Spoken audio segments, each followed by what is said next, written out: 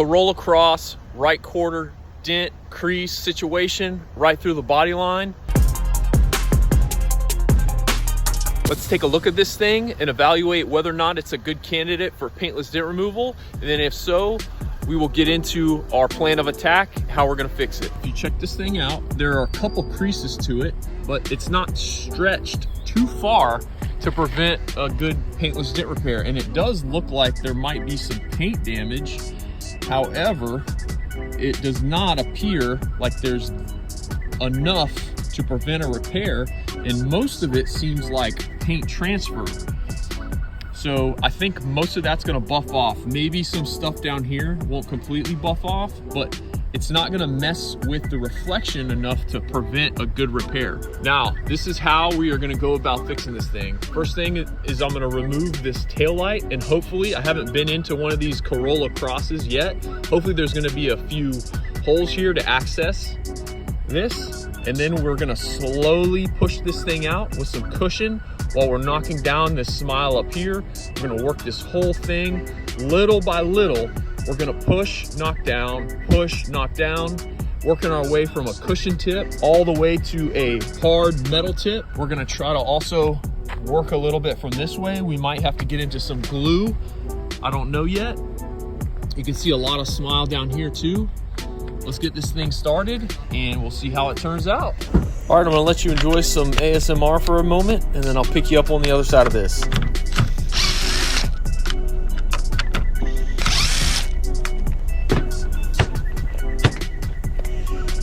Man, these tail lights are tricky to get out. You really have to work with them. Popping off all these light connections. Putting everything in the back for safekeeping. Okay, we got us a couple holes right here. I'm gonna pop that one out. Put that right here. All right, we are going with the King Slayer. And I think that is an R6 from Dentcraft Tools. A nice soft tip to start with so that we can get the bulk of the damage out. Look at the big throw on that thing. It really reaches far, but oh no! It will not fit in that little hole, but oh my goodness, here we go. All right, listen, big tip right here. You gotta go underneath the wire harness. If you go on top of that wire harness, even if you push it out of the way, sometimes it'll work its way back underneath your tool and you will cut those wires. So make sure you're under the wires. All right, now I'm gonna use some buffing compound or some rubbing compound and buff the paint transfer off of there. Throwing up my luminant light. There's what it looks like on the light. You can see there's a ton of buckle at the top. Nice crease, nice dent, crease all the way to the bottom of that panel right there. We're gonna get this torch fired up because we don't want the paint to crack when we push on it. Supple, hot, warm paint is supple paint. Here we go, bulking this thing out. You can see the bulk of that thing is moving pretty quick with that R6 and the power of that King Slayer.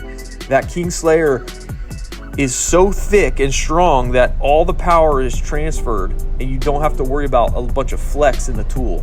All right, this is a Dent Slayer low profile hammer, and that is a round nylon knockdown. You can get something similar from any tool company. PDRtool.com probably has something like that, or Dentcraft Tools. Really working that thing. I'm really starting. It was pretty stubborn. Usually I would have gone with a soft hammer. I had to start with that nylon. Now I'm working with that metal. That's a Shane Jax hammer. I think that's a M24 tip from Dentcraft. And the red one was from Anson. That's a Anson Rudolph. Here we go, where the bulk of it is out. You can see there's still a good bit of crease through the body line and at the bottom. I'm taking off that cushion tip, put it back here on my tip holder, and I am gonna find the round tip right here. That's what I'm gonna go with next. That's a metal tip, a round tip. All right, getting that thing screwed back on. You can see the thickness of that tool is 9/16 is thicker than that 1/2 inch tip. Again, we're keeping this thing hot so that we can work with it without the paint cracking. So You can see me pushing, making a ton of pushes. This is sped up like 20 times, so you can see every push. I probably pushed thousands of times throughout this thing. All right, now I'm gonna work at that bottom. And I started it with that same blunt metal tip, but the tool was not able to get all the way to the edge of that panel with that tip. So I did switch to a fine point tip, one of those fine point Dentcraft. I think it was the number 1 point Dentcraft tools.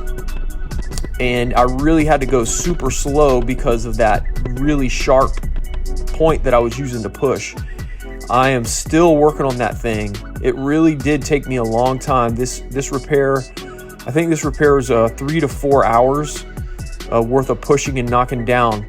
One day I'm gonna have one of my kids come with me and count the number of pushes and the number of knockdown strikes.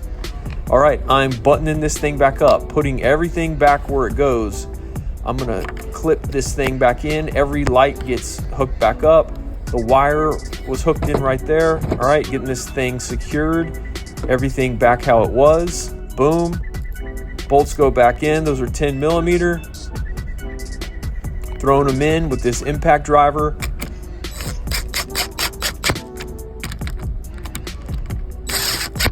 All right, I'm all finished with this quarter panel. Let me show you all the tools that I used in this repair, and then I'll show you the final result. This is everything I used. If you got any questions about it, let me know. Limited light, Meguiar's compound, Amazon chuck that fits into impact driver, foam buffing pad, 10 millimeter, adapter, Shane Jack's jackhammer, Anson, Dentcraft, VIP, Dent Wizard, Dent Slayer, Dent Wizard 4 tool, Ultra, propane tank, Home Depot, Dent Slayer, King Slayer, a limited light, DeWalt battery. Here's the final product.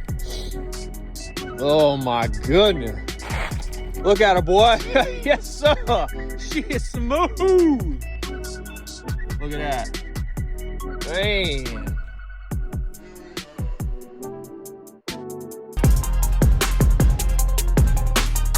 Thanks for watching, y'all. See you next time.